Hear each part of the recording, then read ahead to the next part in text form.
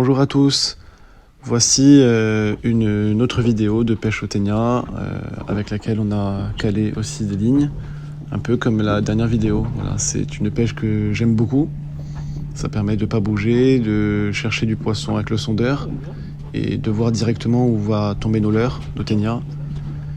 C'est une pêche sympathique et assez discrète qui permet de faire quelques beaux poissons.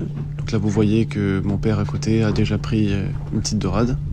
Sur cette sortie nous étions que nous deux. Voilà la première dorade. On utilise aussi ces dorades pour faire du vif.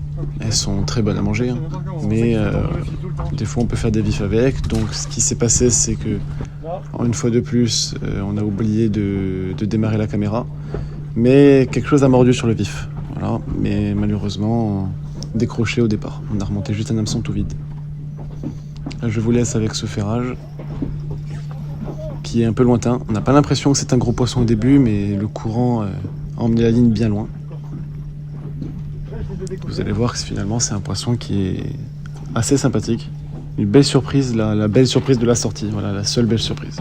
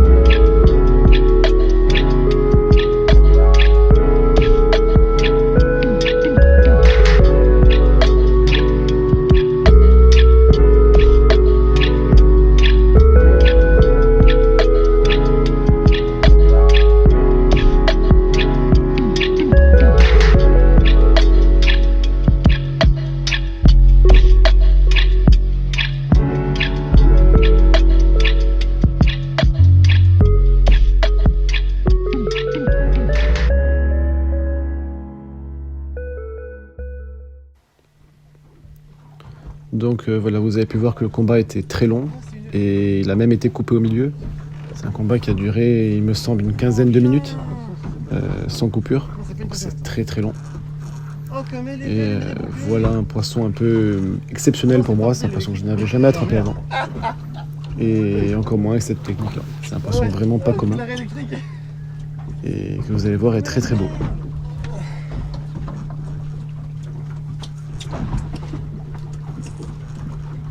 Que c'était lourd. Et grosse.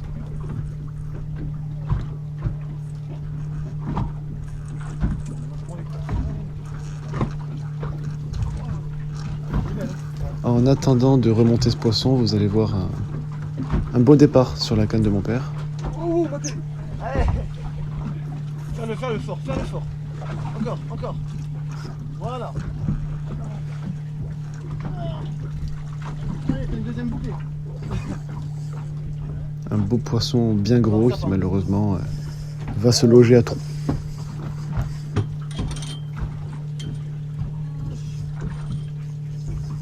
Elle est énorme. On le tient. On rentre un trou, le tien, donc vas-y en dessous. Il est pas à trou?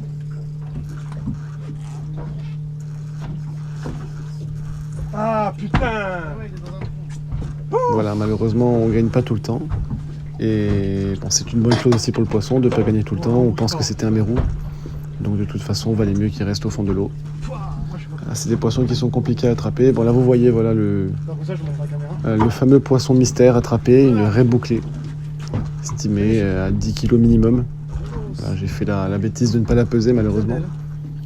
Mais voilà, un poisson magnifique, autant en couleur que en combat. Aussi par sa rareté à la canne.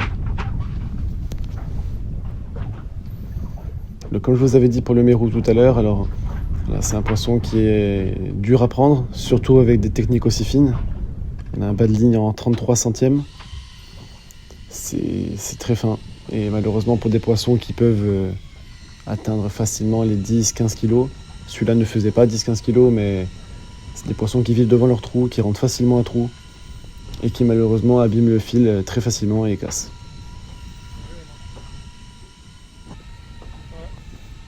Voyant que la pêche au ténia ne marchait pas forcément, en tout cas était un peu timide aujourd'hui, on a essayé de tester de la pêche un peu profonde. Voilà, je n'ai pas l'habitude de faire cette pêche, mais j'ai fait un peu de tests.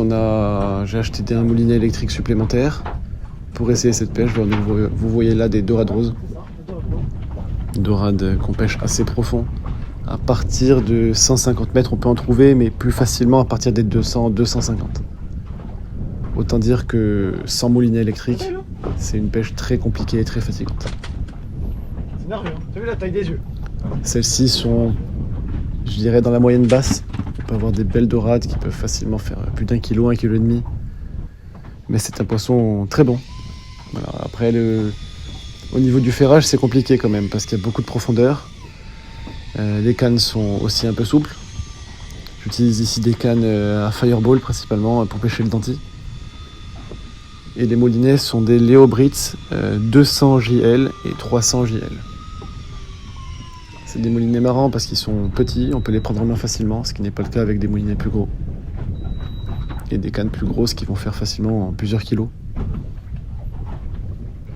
Donc le ferrage est compliqué aussi parce qu'on voit pas forcément le poisson. Si ce sont des poissons de cette taille-là qui ne tirent pas énormément, on va beaucoup hésiter au début.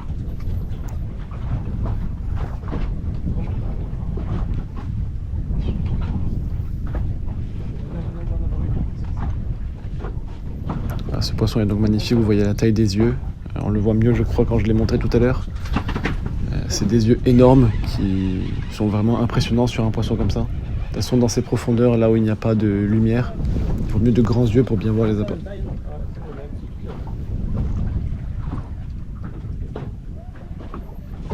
Super nerveux.